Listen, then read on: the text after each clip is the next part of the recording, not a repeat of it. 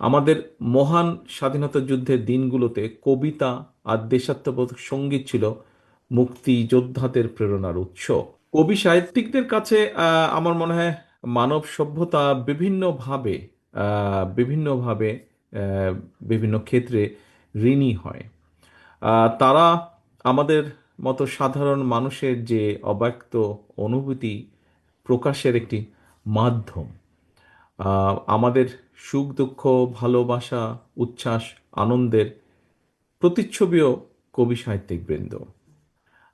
আমরা আমাদের বেদনা, কষ্ট, যন্ত্রণার মুহূর্তের যে শব্দের যে পংক্তিমালা, এগুলোর যেমন সহানুভূতির বিষয়গুলো বন্ধু হয়ে আসে, ঠিক তেমনি আবার বিজয়ের আনন্দ উৎসবের বার্তাবাহক হিসেবে কিন্তু আবির্ভূত হন আহ, কবি সাহিত্যিক বৃন্দ। আমাদের মন যেটা বলতে বা শুনতে চায়, কিন্তু আমরা অনেক সময় বিভিন্ন কারণে আমরা প্রকাশ করতে পারি না, একটা সীমাবদ্ধতা থাকে। আপনারা কবি সাহিত্যিকবৃন্দ, আপনারা আমাদের সেই অনেকগুলো কথা খুব সুন্দরভাবে তুলে ধরতে পারেন। আপনারা আমাদের যে মনোজগৎ আছে সেই মনোজগৎটা আর, ভিতরে আপনারা স্থান করে নিতে পারেন আপনাদের গুণ দ্বারা।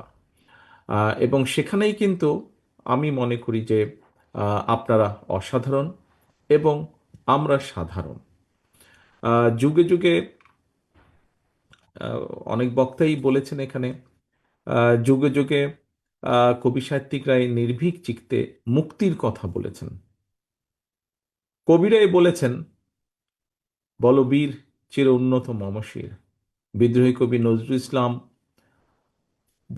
কবি বলেই হয়তো বলতে পেরেছিলেন, নত শির ওই শিখর হিমাদ্রির।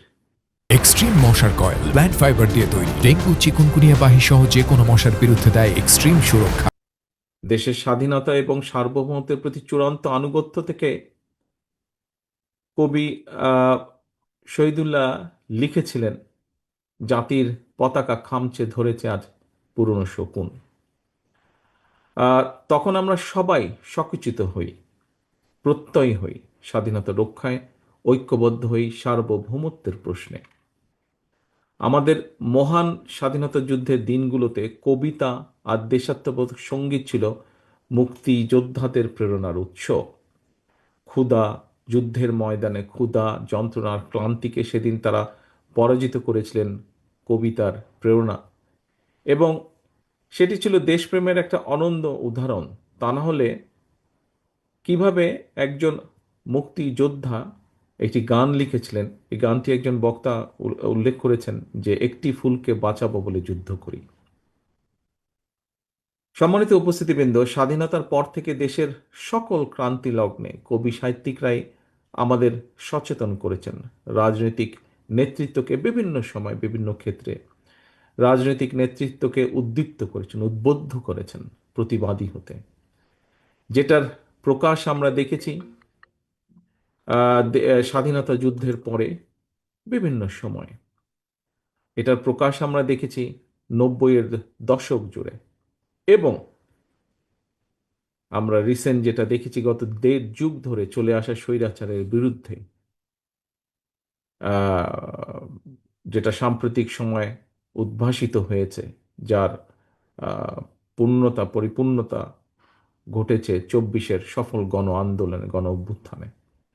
এভাবেই কবি সাহিত্যিকরা, সম্মানিত উপস্থিতিবৃন্দ, এভাবেই কবি সাহিত্যিকরা যুগে যুগে নিজেদের মাত্রাকে এতটা উঁচুতে নিয়ে গেছেন,